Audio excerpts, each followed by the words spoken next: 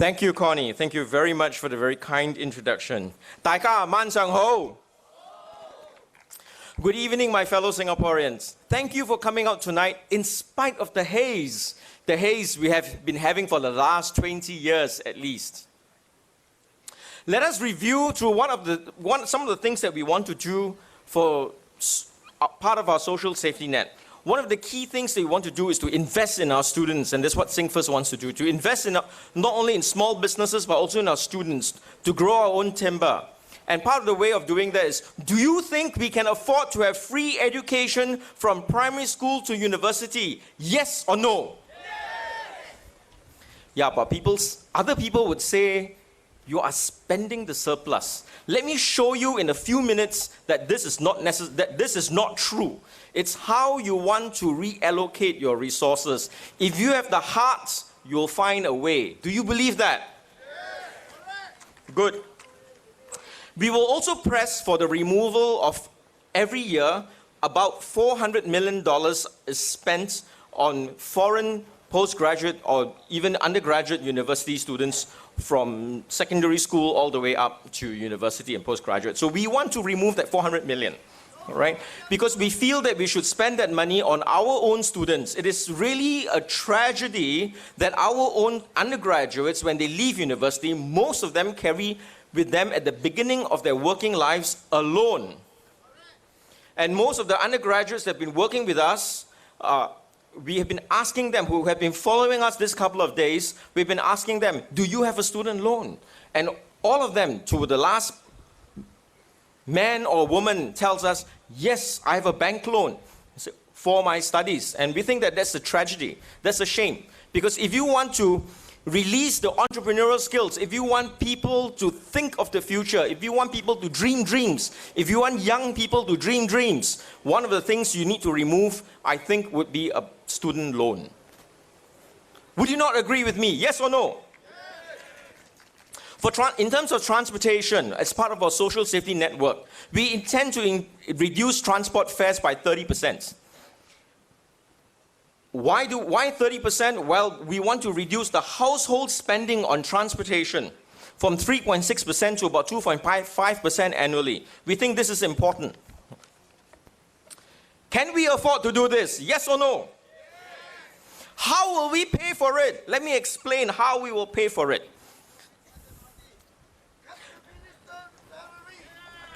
No. Let us look at what the current government has made changes since the 2015 budget on how they look at money from the NRIC, from the National Returns Investment Income Contribution. Let's see what they have done. What are the changes they made to facilitate this plan? We will not spend to bankruptcy. We still want a country that is thriving. We still want a country that invests in its people to give us long-term dividends. This is what Singaporeans First is about. The 2015 budget has changed the basis of Temasik's contribution from using an investment income to expected long-term real rate of return. All right, this is a fundamental change, a very important change. Instead of using your investment income now, you are using the expected long-term real rate of return. Now, what's the difference?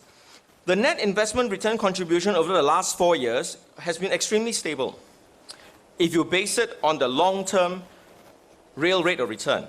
And the long-term real rate of return is unaffected but from year-to-year fluctuation of actual returns. All right? And this is the same type of formulation used for national sovereign funds.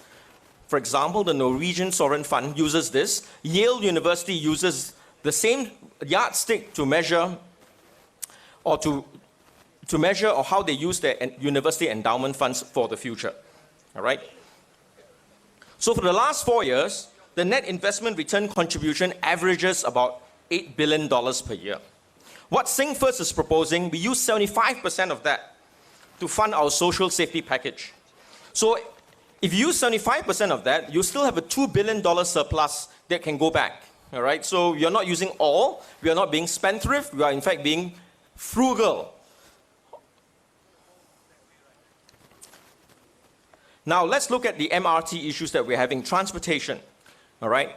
The public transportation system has been privatized. I think you're aware of that. You all know the public transportation system has been privatized, right? Yes or no? Okay, most of you know. When you privatize a public transportation system, there is a trade-off. And what is the trade-off? The trade-off is between the operator's operating profit. So the SBS, SMRT now are more concerned about their operating profit rather than passenger comfort and reliability. Yes, that will come part of it. But as a public listed company, my responsibility is to whom? To the public or to the shareholders? Let me know. Public, shareholders. Who? Thank you. All right. So from all the breakdowns you have seen, from all the service issues that you have seen, the impression is that SMRT and SBS is actually trying only to meet the minimum operating standards set by LTA. They're trying to meet only the minimum operating standards, and they're trying to maximize profit margins. Is there something wrong with this attitude? No, because they are a public listed company. Remember, they are a public listed company, nothing wrong. Except the only problem, why do we feel as citizens, why do we feel so disappointed with this attitude? Let me tell you why. In 1983, Dr. Yeo Ning Hong, Minister of Transport at that time, said, the MRT will not be allowed to profit at the expense of the public. The principle of setting fares is clear. Fares will be kept as low as possible, consistent with collecting enough revenue to meet the running costs of the MRT. Replace parts and equipment regularly, and provide shareholders with a reasonable return. A reasonable return. Has that promise been kept? Can't hear you, Right, that promise has not been kept. So what we need to do is to remind the government of today to go back to the fundamental principles that guide the development of our public transport system. All right? And the basic principles have been forgotten and changed without telling you or I. Do you agree? Yes or no? Huh? Well, undecided, right? But the main thing is, would you agree with me that the public transportation system must still be seen as a public service? Yes or no? Yes, the public transport system must be seen as a public service. It is not a commercial business. It operates on private sector basis. Yes, this is only to provide efficiency and productivity savings that if it is run by a government department, it cannot perform like that. Right? So we run it on private basis so that whenever there are savings and productivity savings and any other savings, you return it back to the commuter. You return back to the traveling public. We need to remind the PAP that public transportation must still remain a public good. It must serve a national purpose in the same way as healthcare, education, or public housing. We need to get back to the basic principle that runs public transport system on a cost recovery basis. Do you agree with me? Yes or no? Thank you. Why do we need to go back to this fundamental principle? Because it will benefit the overall economy when people can get to work on time and when people can get to work in comfort, ready to start the working day. Ready to go home in comfort and on time so that they can start families if they want. Yes or no?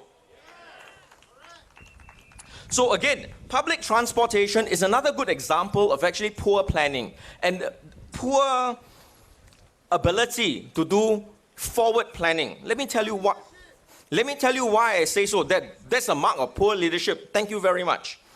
Let me tell you why I say so.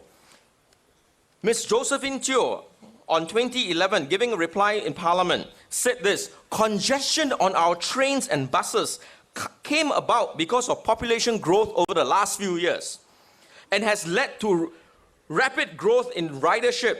This has in turn outpaced planned capacity increases. Who let the people in? As I said, when you depend on an economic growth plan that depends mainly on people and importation of people without the same productivity increases, without the same investment in human capital, without the same encouragement in growing local businesses to become multinational companies. What is it? It is like a pyramid scheme, right? A pyramid scheme. So this is another example of this current government privatizing the profits while socializing the costs, passing on the buck to the people. We are inconvenienced. I take public transport to work every day. We are inconvenienced. So what are the next steps we can do to address government accountability to the citizens? What are the steps we can take? No. Any system of government that wants to be accountable must be transparent to her citizens. Yes or no? Yes. When in the face of doubt, openness must prevail. This is very important. Why do we not trust the government today? Because they are in the old habits. And what is the old habits that they have? I tell you what you need to know when I think you need to know. Are you happy with that arrangement? People tell me, the haze, it's been here for the last 20 years. Frankly, we are so used to the haze, I think we have dropped our standards to accommodate for the haze. In the past, we have Mr. Lee Kuan Yew saying things like, things in Singapore must work. It will work. You turn the button, you flip the switch, and has to work. It has to work. It must work. But today, things don't work. You flip the switch, it doesn't work. What do? After a longer period of time, what do? We accommodate. Instead of having a higher standard, we accommodate down to lower our standards so that we can accept. Do you agree with me that we have lowered our standards of government compared to 10, 15 years ago? Yes or no? Yeah, and to pay it at a high cost, right? So a responsible government must not keep the public in the dark or information confidential just because disclosure would lead to embarrassment. Yes or no? You have ministers, saying that we can't be transparent, we cannot tell you the truth, because if the civil servants or the cabinet papers will be made known 10, 15, 20 years down the road, what will the civil servants do? They may not record everything in complete detail. Do you accept this kind of warped reasoning? Yes or no? No, this is an affront, it's an insult to us for people who tell us that if cabinet papers or government deliberations are to be made known 20 or 30 or even 50 years down the road, civil servants will start to withhold information so that they look good in the future. This is ridiculous. We cannot accept that. That's why I say there has been a lowering of standards. And we have been asked to lower our standards of what we are used to accommodate a less efficient or competent government. So what does SingFirst want? SingFirst will demand from this government a freedom of information, because freedom of information is an important lever for any government of the day to make accountable to Singaporeans. You agree or not? Yeah? So sunlight and disclosure are the best disinfectant to prevent and combat the germs of corruption. Do you not feel that sometimes when living in Singapore of today, this is like an old house that may be rotting from the inside and you don't know? You agree or not? And why do we say this? Because we don't have enough information to evaluate. Can't find it. All right?